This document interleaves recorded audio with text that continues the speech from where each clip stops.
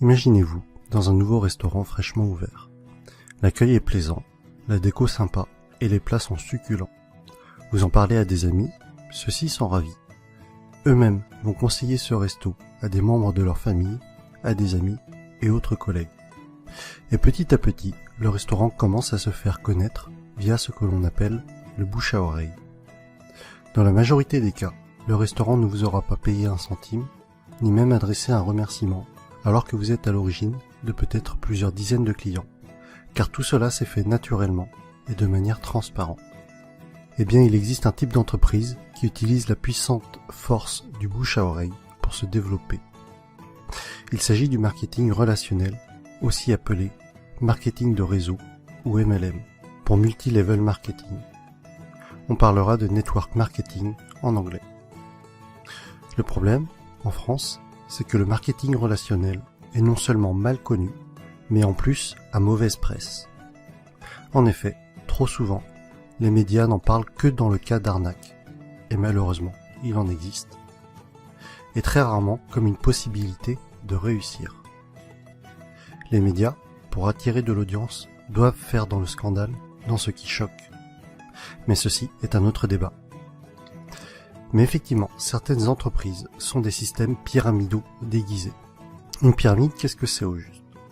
Je vous invite à cliquer sur cette vidéo pour découvrir une animation très bien faite expliquant ce qu'est une pyramide de Ponzi. En résumé, non seulement c'est une arnaque, mais c'est aussi illégal.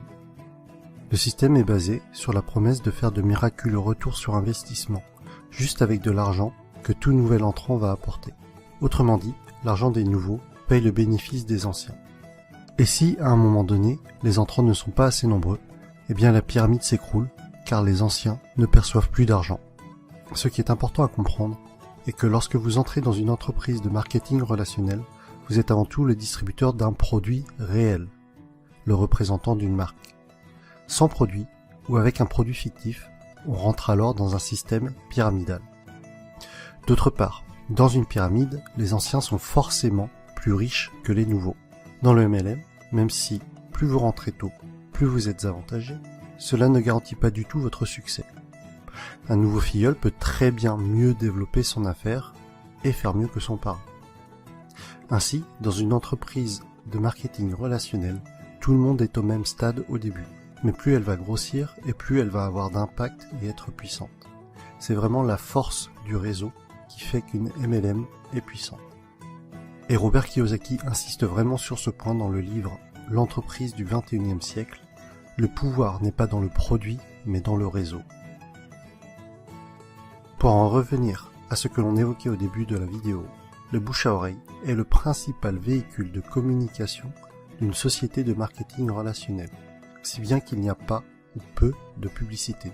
Et ce budget pub, qui est souvent faramineux pour les grandes entreprises, est reversé aux distributeurs et ou consacré à l'amélioration du produit qui en général est excellent. Lorsque vous vous lancez dans le MLM, vous êtes parrainé par une personne et ensuite c'est comme si vous étiez votre propre patron et que vous aviez créé votre entreprise. Votre but et votre source de revenus vont être de deux types, soit en parlant du produit autour de vous et en le revendant, soit en parrainant d'autres personnes qui elles-mêmes vont devenir distributeurs. Ainsi, le plus efficace est pour que votre entreprise soit réussie, tout ce que vous faites doit être duplicable. Votre filleul doit avoir les outils pour développer lui aussi son réseau. Dans tous les cas, ce qui est important à retenir est que le succès est partagé. Si votre filleul échoue, vous échouez d'une certaine façon. Votre succès est complètement tributaire du succès des personnes que vous aidez, de vos filleuls et des filleuls de vos filleuls. L'accent doit être mis sur le déploiement de votre réseau et pas sur les ventes directes. Ainsi, ceux qui réussissent le mieux en MLM ne sont pas les vendeurs ou les commerciaux, mais plutôt les personnes pédagogues, les profs et les formateurs. Et personnellement, autant je trouve la réussite personnelle gratifiante, autant aider les autres à réussir l'est encore plus. Autre sujet que je trouve intéressant, c'est que votre entreprise grandit avec vous. Vous gagnez de l'argent en apprenant et en appliquant les méthodes de vos parrains et de votre upline. C'est le terme indiquant les personnes antérieures à vous dans la vie du MLM. Autre point fort du marketing de réseau est que pour devenir distributeur, cela demandera en général un faible investissement financier au départ, contrairement à la majorité des créations de nouveaux business.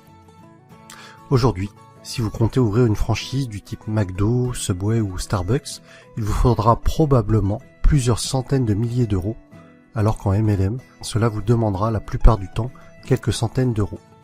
Ensuite, tout est préparé pour vous. Vous allez avoir votre propre boutique en ligne, tout un tas de plans de formation pour vous, mais aussi pour vos filleuls, ainsi que différents kits de présentation. Un autre point essentiel, et qui pour moi m'attire beaucoup, les entreprises de marketing relationnel offrent des paliers au niveau de leur plan de compensation. Pour être plus précis, à partir d'un certain nombre de filleuls, et sans compter les éventuelles primes bonus, vous allez toucher un revenu résiduel, encore appelé revenu hors exploitation, c'est-à-dire un revenu passif. Les bonnes MLM sont donc de formidables véhicules vers l'indépendance financière de fait de ce revenu passif engendré par le parrainage d'autres personnes. Je rajoute que les MLM sont un type d'entreprise qui a une croissance des plus fulgurantes à l'échelle mondiale ces dernières années.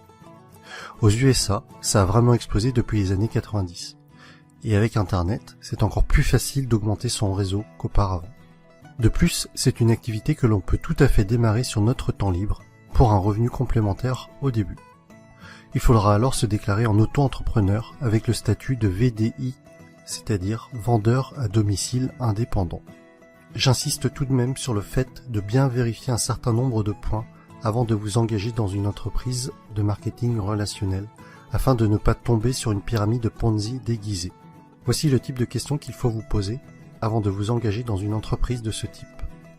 Est-ce qu'il y a des bureaux réels? À quels endroits géographiques? Se trouve-t-il dans des paradis fiscaux? Quel est l'historique de l'entreprise? Quelle est la réputation de cette entreprise? Quels sont les avis d'autres personnes sur celle-ci? En conclusion, et si vous avez suivi mon défi personnel, je pense que vous commencez à comprendre pourquoi est-ce que ce type d'entreprise m'intéresse fortement. Travailler pour ses propres rêves et non pas ceux de quelqu'un d'autre. La possibilité d'avoir des revenus passifs avec cet objectif d'indépendance financière. Partager le succès. Vous savez, à la base, ma chaîne YouTube est quand même le partage des bonnes pratiques, d'idées inspirantes. Alors si en réussissant dans un domaine, j'arrive à aider d'autres personnes à réussir également, alors j'en serais sincèrement ravi. Autre point que l'on avait évoqué, c'était de gagner de l'argent tout en apprenant. Le message que j'y vois derrière cela est celui que Jim Rohn a souvent répété, que plus vous vous développerez personnellement, plus cela attirera le succès. Et enfin, des horaires libres. Cela signifie que je pourrais aller chercher ma fille à l'école. Et voilà pour cette vidéo sur le marketing relationnel. J'espère que le public francophone comprendra mieux ce qu'est le MLM avec cette vidéo. Pour ma part, il y a quelques mois encore, je dois vous avouer que je faisais partie des personnes qui rejetaient le sujet, ne comprenant pas en quoi cela consistait, et sûrement aussi parce que je ne voulais pas comprendre, et que je gardais en tête ce que les médias véhiculaient. Mais que ce soit Jim Rohn, Tony Robbins, Les Brown, c'est-à-dire tous les motivational speakers que je suis régulièrement, mettent en avant ce type d'entreprise.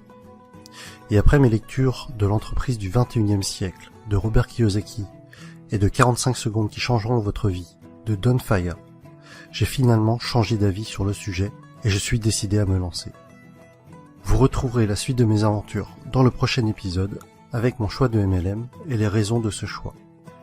Si vous aussi, ce concept d'entreprise est nouveau pour vous et que cela vous intéresse ou qu'au contraire, vous vous y intéressez déjà, mettez-moi un pouce j'aime, partagez sur Facebook et abonnez-vous. À bientôt!